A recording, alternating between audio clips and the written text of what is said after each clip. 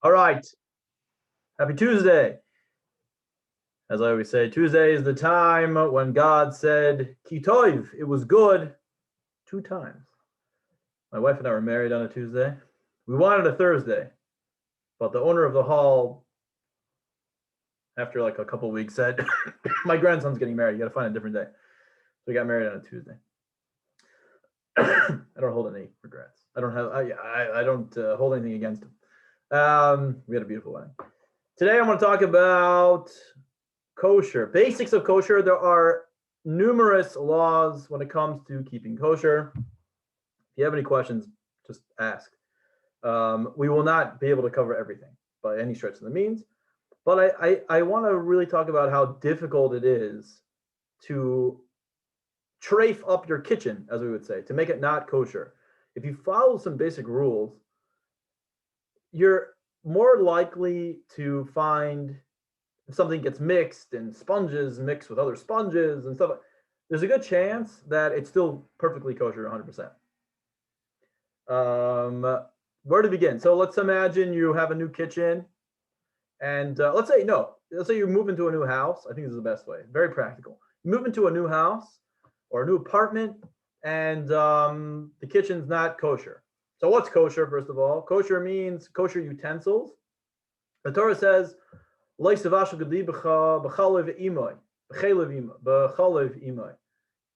times. It says you shouldn't cook the calf in its mother's milk.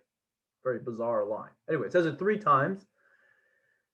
And the Torah tells us one is that you shouldn't cook meat and milk together. And you have to define what cooking is. What is cooking?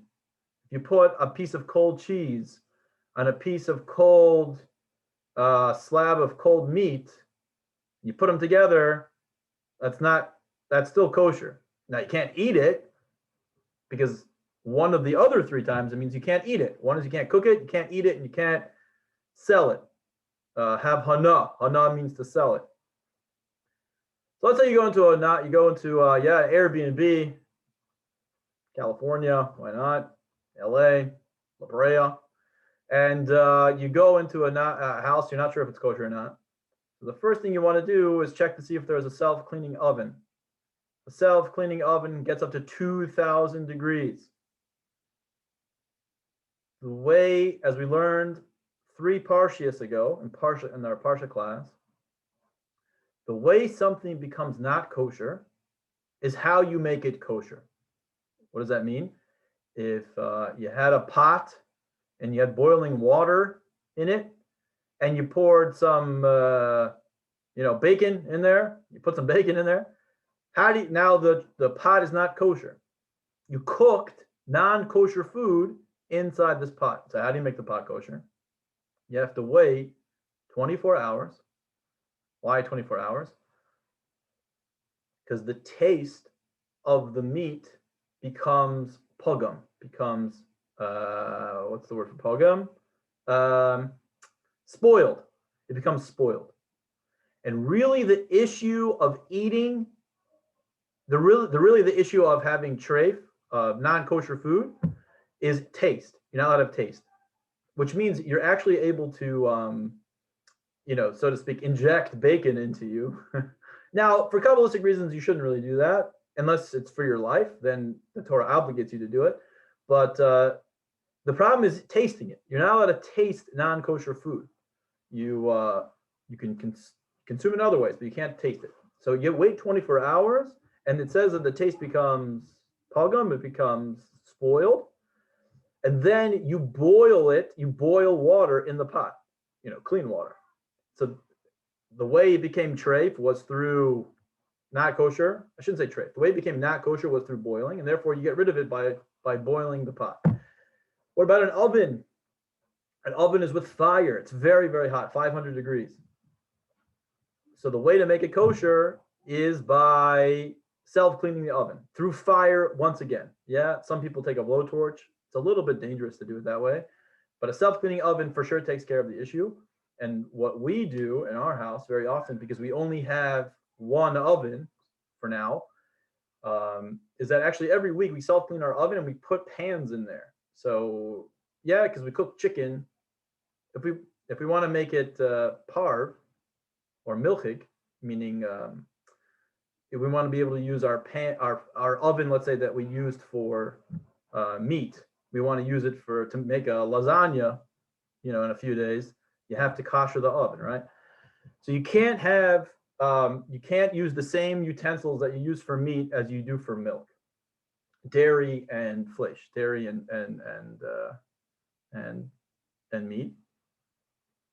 And so therefore you have to make sure when you walk into an Air B&B, for example, you walk into the house, see if there's a self-cleaning oven, and turn on the self-cleaning oven, throw in whatever utensils won't get burnt up,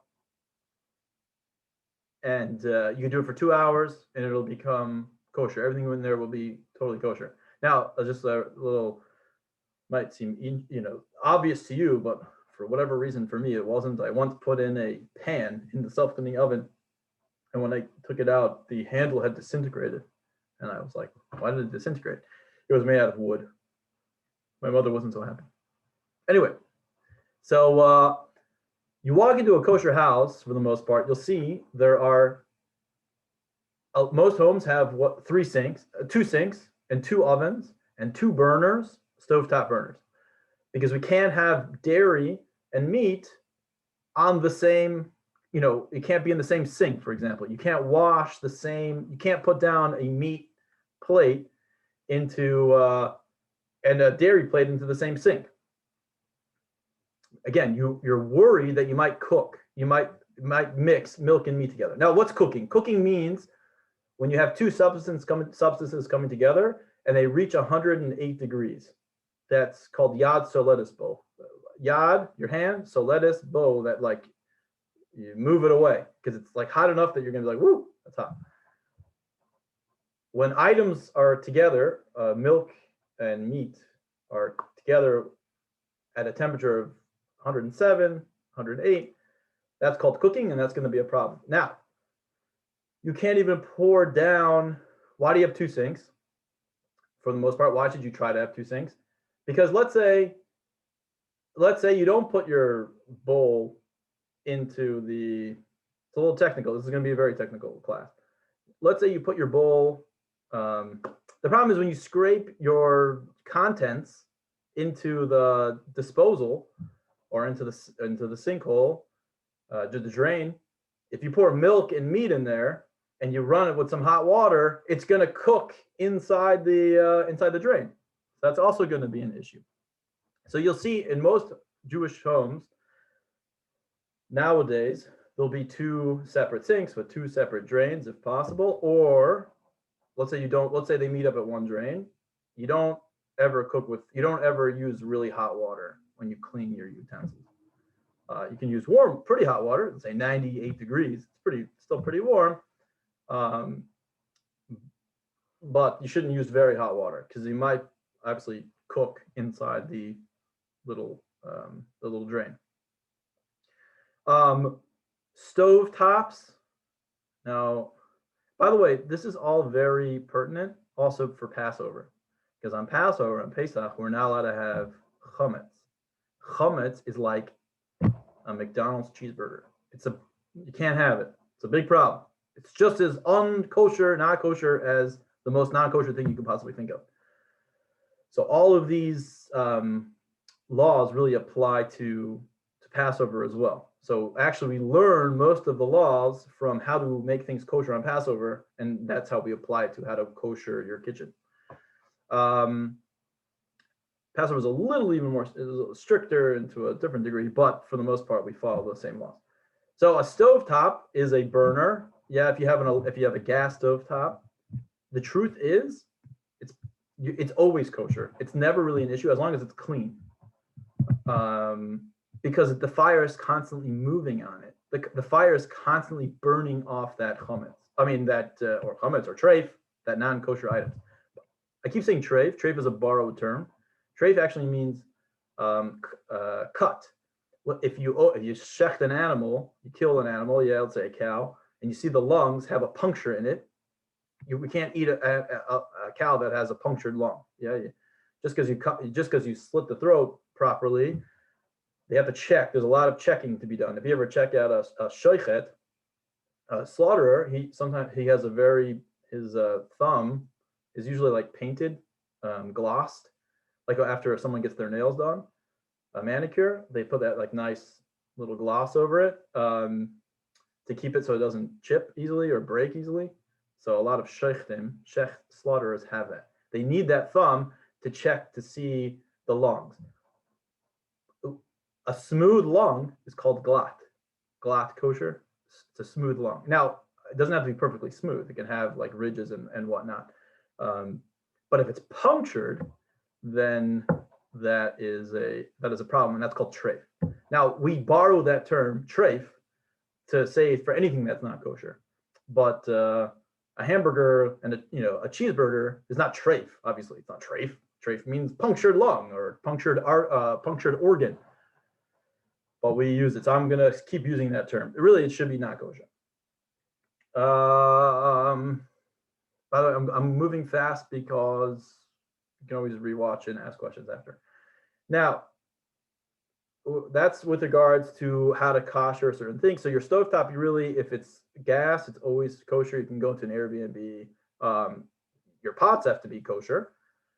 But if it's a gas stovetop, you should breathe a sigh of relief and everything will be fine. You can use that. Now, they say with an electric stovetop, if you just leave it on, if you turn all the burners on, you leave it on for like a minute, that is good enough as well, provided it's all clean, right? The top is clean. Why clean? Because if there's a little bit of schmutz, there's a little bit of dirt, there's a little bit of food there, you're basically just cooking the food. So it's got to be clean. Make sure you don't cook any food. So you clean it off. Now, again, what's the problem with, there's cooking. That's a problem of cooking. Okay, so maybe I don't do cooking. But the other issue is tasting. You're not allowed to have the taste of something treif. It's called tam ke'ikr deraisa. Tam, the taste, is the main part, and that comes from the Torah. The taste is the issue. So one of the ways to remove the taste is 24 hours. Yeah, you don't use it for 24 hours. Another way is soap. That's why, let's say you put a milchig means a dairy. You take a dairy spoon and you put it into a fleshig, a meat dishwasher. Yeah, a lot of Jewish homes will also have two dishwashers. So very common. This is a very common thing that happens. You open up the dishwasher, your fleshig dishwasher, and you pull out and you see, that was a dairy spoon. What's the rule over here? Okay. The rule is, in such a case, that the spoon, you should kosher the spoon. Kosher means to make it kosher by boiling in the water. Why? Because what was going on inside of the dishwasher? It was hot water, really hot water. So the way to get rid of it is through hot water as well. But what about the rest of the contents? What about all the other stuff? It's not a problem. In other words, what about all my fleshig china, my meat china in there? Not sure if you want to put china in there. Sometimes make sure it's dishwasher safe. What about all the other the fleshig utensils? It's okay, because the soap that you put in there got rid of the taste of it. It spoiled the taste of whatever dairy was in that spoon anyway. You're pretty good. And that's why you should be very careful to wash things with soap. You should use a little bit of soap on everything that you clean, because a sponge, for example, let's say you're using hot water, another very, very common example. And when I say common, I mean in the most Hasidic houses where people are very careful, these things happen all the time. Which is why the Rebbe, Lubavitcher Rebbe, right, Chabad Rebbe, said that before you get married, we should all get smicha. His Hasidim, the men and the women should learn. They don't get smicha, but they learn the laws of keeping a kosher kitchen, because they're very complex and they're very common. And that's smicha. Becoming a rabbi is learning these laws in depth. Excruciating depth. That in Shabbos, and that we get tested on it. It takes a couple of years, whatever. So it's very, very important to know these laws. So a very common mistake is I used a fleshig of meat sponge on a dairy spoon. That happens all the time by accident. Uh-oh, what do I do? The truth is totally fine. As long as you had soap on it. As long as you had soap on the spoon, don't worry about it. And you washed it with hot water, right? The real issue is hot water. If you did it with cold water, you're really okay because it needs the heat to transfer. Water alone doesn't transfer substance won't transfer from one substance to another substance, a hard substance to another hard substance. It needs heat. Heat will make it transfer, according to the Torah, and I believe according to science as well. That will transfer the taste into another utensil, another item. So if you always cook with cold, and very often you'll go into homes that only have one sink. Let's say you go to a house that only has one sink. You'll see that they cook with cooler water. Again, this warm water, because it's not hot enough to transfer the taste, and therefore everything will be fine. So it's good to always have cooking with washing with soap. It's good to have. You want two different dishes. Now, interestingly enough, back in the times of the Arizal, and even before then, they couldn't afford two sets of dishes, and they didn't have two sinks. And this is how they did everything. In the times of Moses, very well, it could have been, I don't know how much cooking they did in the desert over there, but in the times of Yeshua, let's say Joshua and King David and Solomon and Mordecai and Esther, all these different people, they most likely only had one sink, and they had to follow all these laws. But I can assure you, and it's been that our kitchens are way more kosher, meaning kosher safe, than their kitchens. They probably didn't eat meat as much as we did, and they probably didn't have as much dairy as we did because it's so readily available. I don't think the questions came up as often as they do now, but we have two sets of dishes, or lately, because we have little kids, we just use paper plates because whatever, because I buy paper plates and that's what we're going to use. But we do have two separate plates, we have glasses. Now, glass is interesting. Glass doesn't absorb. And so therefore, that's why you'll see a guy like me with a beard and a yarmulke walking into a bar, and I'll order a drink for the most part. If you want to know, I like whiskey and Coke and whiskey. I'll go into a bar. I don't just go into a bar anytime. Whatever. If I have a reason, you go on a date. Yeah, when my wife and I we would go on dates to a hotel, and we go to a bar. New Bar was what it's called in Cambridge, off of Concord Ave, Cambridge, Massachusetts. We would go in there and we'd get a drink. And dude, you can't get a drink. The glasses are for sure, they're going to go inside a dishwasher. It's a restaurant. Yeah, they also serve food. For sure, not kosher food. How could you just take a glass out of the glass? I know for sure the glass was not cooked, but was in the same dishwasher as these non-kosher items. With heat and hot water, yeah, because glass doesn't absorb. And because glass doesn't absorb, you don't have to worry about the taste coming into the glass.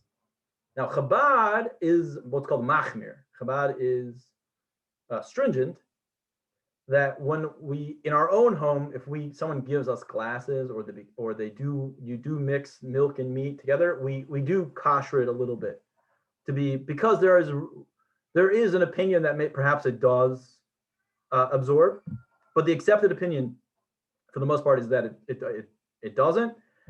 And we know that when it comes to laws, just like in secular law, you follow the majority, whatever the majority opinion is. So we all hold that the law is not a problem. You can go get a glass, even though it was for sure mixed with milk and meat, etc., etc. I just want to mention, so some people are very stringent. Yeah, you see, Hasidim are more stringent. They're machmir of things. Doesn't everybody have the same law? I just said we all follow the majority opinion. But if there's an opinion, I'll just tell you, what does machmir mean? Like when you're more stringent. If there is an opinion that is quoted in the Shulchan Aruch, in the Code of Jewish Law, there's an opinion, even though it's not the accepted opinion, but there is an opinion, then you could, it's more stringent than whatever the law is that is accepted by everybody. You can follow that opinion, and that's called being machmir. Now, some people are stringent and they make up these stringencies. And that's a problem. That's actually against the Shulchan Aruch. You're not allowed to do such a thing, except when it comes to Passover. And the Shulchan Aruch itself talks about that. Why Passover specifically? But any other time of the year, you cannot make up an extra stringency. Yeah, if it says, let's just give an example. Let's say if the law was you are not a problem to have glass. Glass can go into any dishwasher you want. You can put whatever you want in there. And that was it. That was the only opinion. And then you come and say, I want to be more stringent, and I'm going to glass. If milk and meat gets mixed into the glass, I'm going to kosher, make the glass kosher. That's a problem. You can't do that. You have no basis. We don't make up our own laws and ideas over here. Everything is rooted. You have to have a reason. It has to be found in Jewish law. So sometimes you'll see people doing something and you can ask them, like, why do you do it like that? And I've seen people do it another way. And if they don't have a reason, or it's pretty common. People just make it, especially people who are new to Judaism, new to laws and whatnot. They become very stringent in everything. And that's why in yeshiva, to mention, if you're like a month away from leaving yeshiva, what do they tell you should really focus on? Should you focus on, learning about God, your fear of God, your love of God, Talmud? What do they say? Learn a lot of halacha. Not so much to know what not to do, but to know what you can do. That's very important. And the more you know, the more you realize there's a lot of things you can do, especially in the world of kosher, in a kosher kitchen. That's what I'm saying. It's very difficult. Like this alone. Oh, you pulled out. Oh my gosh, I just pulled out a spoon from a meat dishwasher. A lot of people, if they don't know that, they're like, everything in my dishwasher is probably a problem. No, because soap alone, which you probably use a lot of soap for a lot of things when you clean, really takes care of everything. If you're to kosher again, so this concept of the way something becomes not kosher is how you make it kosher. So how do you kosher a sink? A sink, yeah, it's hot water. How does the sink become a problem? Because if you you go into an Air B&B, you can assume that the sink isn't kosher. Why? For obvious reasons. Sure, person will put as much hot water as they want in there while they clean their cheeseburger off. So the way to do it is you pour boiling water into the sink. You should try to wait 24 hours, pour boiling water into the sink, and you try to make sure it's still boiling as you pour it into the sink, which is a bit of a trick. There's actually like certain tools you can buy from like Target or not that it'll be the water will stay boiling even when you remove it from the heating up substance. Yeah, like a Bunsen burner. Yeah, it's like a singular stovetop. So they have utensils that you can actually keep. It's like a kettle, and you can remove it, and it'll still continue boiling it when you pour it in. We use it. They're like $10. We buy them at Target. We use them for Passover. Okay. What about let's say, can I go to someone's house and just open up a grill? What about a grill? Is that not like a stovetop? It's gas, constantly burning. Seemingly the grate should be fine. The problem with the grill is that it's closed. And the fact that it's closed, the taste gets into the walls of the grill. And when you reheat the grill, the taste will then come out. That's what it says. Comes out. So it's a problem to use a grill. However, if the grill is an open grill, in Argentina, it's very common. In America here, you go to a park, you'll see grills. They'll have grills, but they're covered, they're closed. In Argentina, they're all usually open. So you'll see the very Hasidic, yeshivas will go and take a trip to the park, and they have their own grates. That's the only difference, is that they bring their own grates, because the grates themselves will not be kosher. But I could just can I go to someone's grill in someone else's house, just take off the grate and put my own grate on, a kosher grate, and then start cooking? No. So that's what I'm saying. No, you can't do that if it's a closed grill. But if it's an open grill, there is no cover, then you can do that. and that's very common, especially not so much in America, but in Argentina for sure, in South America. How do I know? Because I've been there. What else? They call it asado, by the way. What is something very common? Now,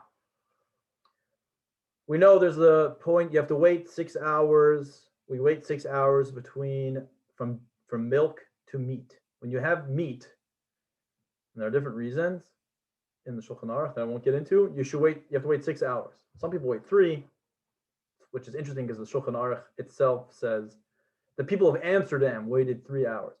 But then the Shulchan Aruch itself says, we have no idea where they got this from. Do not follow that opinion, but people do it anyway. I have to ask why they do that. So you have to wait 6 hours, and only then can you have dairy. Now, what about if you have dairy? How long do you have to wait until meat? So really, according to Shulchan Aruch, you don't have to wait anything. You can have it. Just drink a little bit of water, and it's called kinuach and hadacha, like wash out your mouth a little bit, and you can have meat right after that. And people do that. It's very common. Chabad has a custom of waiting an hour. We wait an hour. Now, what if I cooked? Just check the time. Okay, a few more minutes. What if I cooked? Jonathan had this question. Asked me a question. It's a very, very common question. What if you cook, let's say, potatoes inside a meat oven? Now, you didn't have meat in there for 24 hours. So the oven is not what's called fleshig. If you pulled an item out of there, if I cooked potatoes inside this oven, because it's been more than 24 hours since this oven was used for steak, there's no taste of the steak in the oven anymore, right? So therefore, whatever I cook in there, what's the status of that food? If I cook potatoes, which is not milk nor meat, it's called parv. What is the status of the potatoes? So I take it out. Are they fleshig? Are they like meat? The answer is no, they're not meat. However, you're not allowed to eat it with dairy in the same meal. You can't drink a glass of milk and have the potatoes at the same time. You have to finish having the potatoes, and then you can right away drink milk, a glass of milk. Obviously, also the same thing is vice versa for sure.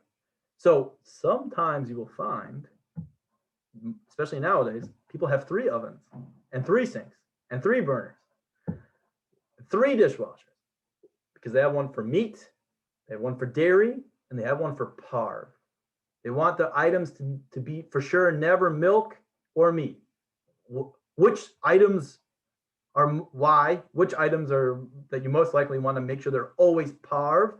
They're neither dairy or meat, usually like desserts, muffins. If you host a lot or you do a lot of chesed, you make a lot of meals for people, you give gifts, and you bake a lot of goods, you usually want those to be parv.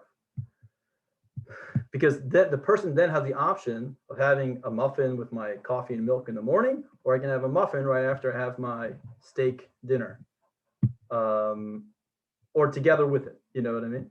You can have it on the table. Whatever. Nowadays, that's much more common. I guarantee you, in the times of the Arizal, nobody had 3, but it's very common nowadays. And that's why actually my wife and I, we we self-clean our oven every week, because she makes challah and she wants to make sure the challah is 100% parv. That if a person decides to have it whenever they decide to have it, they can have it, no problem. So we actually kosher our oven every week. She makes the challah, she makes some desserts, and then we put the meat or the chicken in if we have meat or chicken. Fish is neither meat, no, it's parv. Interestingly enough, it's not a meat item. Not a dairy item either, in case you thought. So that's why we have lox and cream cheese very often. Bagels, lox, and cream cheese. What else? Anybody have any questions so far? I know I'm going super fast. I had a question about, so like with things like grills or cast iron, Yeah. things that are cooked over fire. I mean, couldn't you just like re-kosher them by just like burning the hell out of them over a gas stove or? Well, cast iron. First of all, I don't know if you want to do the cast iron. Doesn't that ruin the thing? But let's say a regular, pot pan. We Mm. put it. You can't just put it over. You could technically just put it over a stovetop. You're right, but the chances are it's not going to be enough because how are you going to ensure that you get every single part of the pan? So the best way to do it is just to put it into a self-cleaning oven, like while it self-cleans, and that's what we do. We do that all the time, every week. Actually. Does that make sense? Yeah. A cast iron. Okay, so yeah. Also the other issue is the pan. You have to make sure you kosher both sides. So the Shulchan Aruch says you should kosher both sides. So a pan, it's going to be hard to kind of flip it over. You could, it's just going to take a very long time. It might actually take, and maybe it'll take the same amount of time than putting it in a self-cleaning oven. Self-cleaning oven, the minimum time to do it is 2 hours. You have to do it for at least 2 hours, which I think all self-cleaning ovens minimum time is 2 hours anyway. You can't make it any lower than that. Cast iron, I don't know. Would you ever want to kosher cast iron? I don't think you ever want to do it because that rule, right? The whole point is that you want to keep the taste in there. I'm not sure, but anyway, of course you could. Of course you could. Is there anything not kosherable? Anything not kosherable? Plastic. Plastic is always questionable whether you can really kosher plastic. Nobody knows the status of plastic. Shulchan Aruch doesn't talk about plastic because it didn't exist. So there's always rules when it comes to plastic. Something trade. I do boil it in water, but I know the Rav over here, he's always a little bit shaky. He'd rather me not ask him when something like that comes. So you just go ask a different Rav. Yeah, I think that's usually what he says anyway. You find the Rav that you want the answer. You find the answer you're looking for. What other things? I think. Okay, I don't want to waste any more time. Please ask me all the questions you want via WhatsApp. I got a question. Yeah. So I heard a midrash that Abraham invited a traveler into his tent and fed him milchig and fleshig. Yeah, three travelers.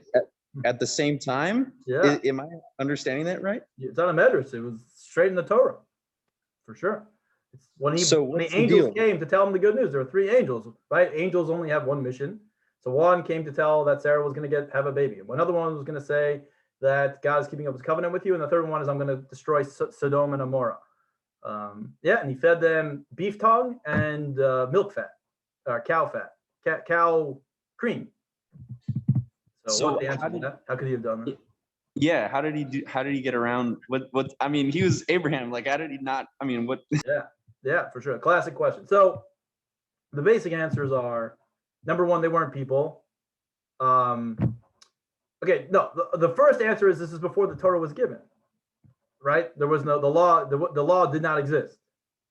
However, it does say that Moses kept all the laws, even the ones that are the Rabbanan. Another answer is that they were angels, right? We know that Rashi says that they were angels. They weren't real people. So I'll just tell you something like this. We find that also by Yitzchak, we find by the Avos, by the forefathers, it says that they kept all the mitzvahs. However, let's give another example. There's a mitzvah, you're not allowed to marry 2 sisters. Who married 2 sisters? Jacob. Jacob married 2 sisters. How could he have married 2 sisters if he kept all the laws of the Torah? And the explanation is because the Torah wasn't given, and therefore the law, they were not held accountable for whatever they did, because there was no law. Nothing. It was not held accountable. In fact, even the mitzvahs they didn't have the effect on the world like mitzvahs do after the Torah was given.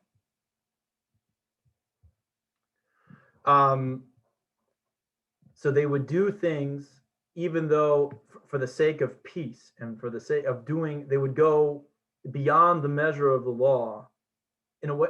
In other words, whatever they're like, I'm trying to like translate the words. They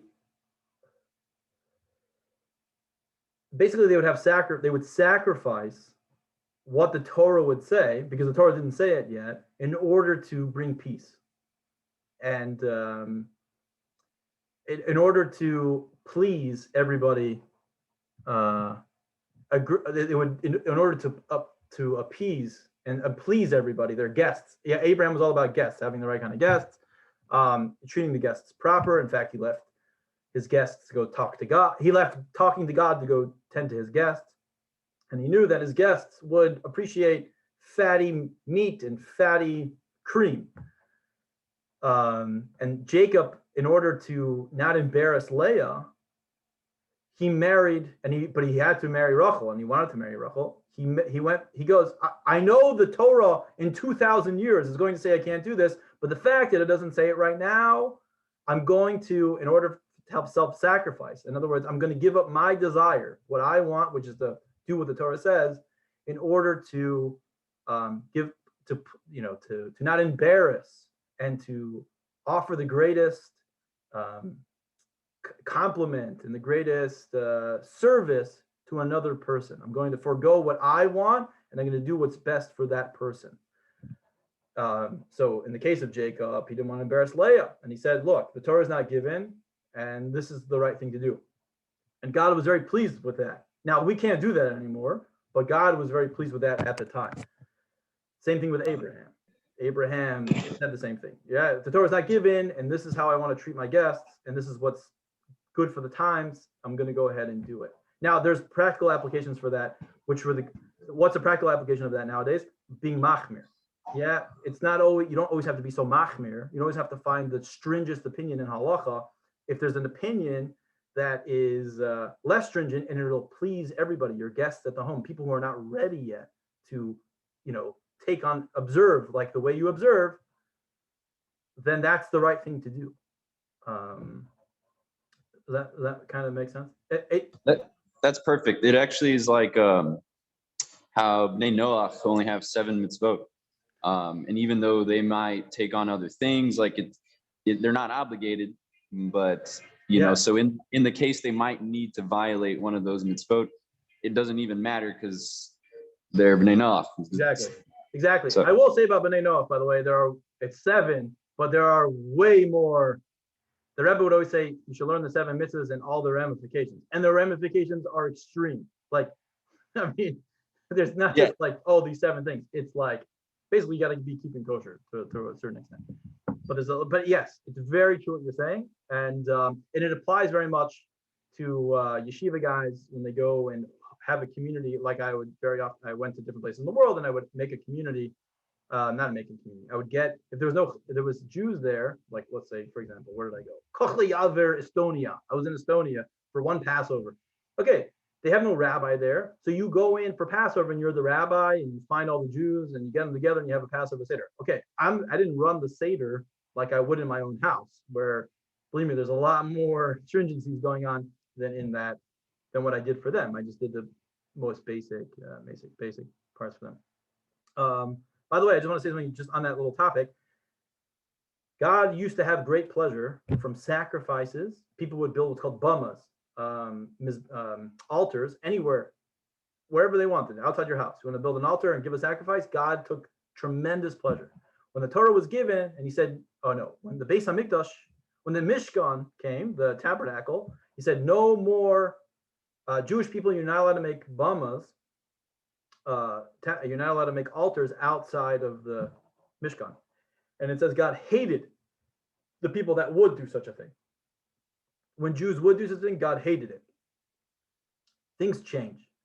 Was what? Yeah, things change. In other words, there's a time for this, and then that doesn't exist anymore, and there's a time for this. That's we find that very often in the Torah, by the way. Those sorts of concepts. Yeah, Jonathan, you have a question? Yes, a couple. Sure. So first one is about glass not being able to absorb. So 2 questions about that, and then a separate one. So you have a glass bowl. You use it, put salad in. Maybe you made a salad with cheese. Okay. And then let's say on Shabbos you go, I want to make a chicken salad.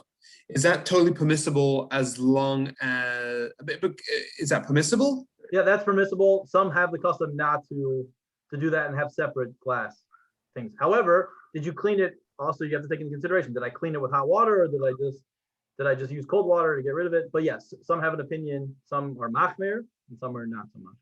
It's some have two types of glasses, one for milk and one for dairy. I mean, dairy and inflation, and others don't. But it's totally permissible. Yeah. Is it the same with glass cups for glass cups as well? Like I know you said about obviously having Glass, all sorts of glass. Yeah, for sure. Yeah. And it could be hot beverage as well, like a hot cup of coffee as well. You could do that even if you put like yeah. It's better.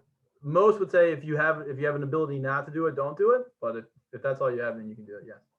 And the last question just about glass was with a black well, I'm trying to think of the word, like a food to keep warm on in the black. So let's say you want that you put on there, obviously, but there fleshig dishes for Shabbos. But let's say next week, I wanted to put like a lasagna on there. Can you do that? Oh no, shouldn't do that.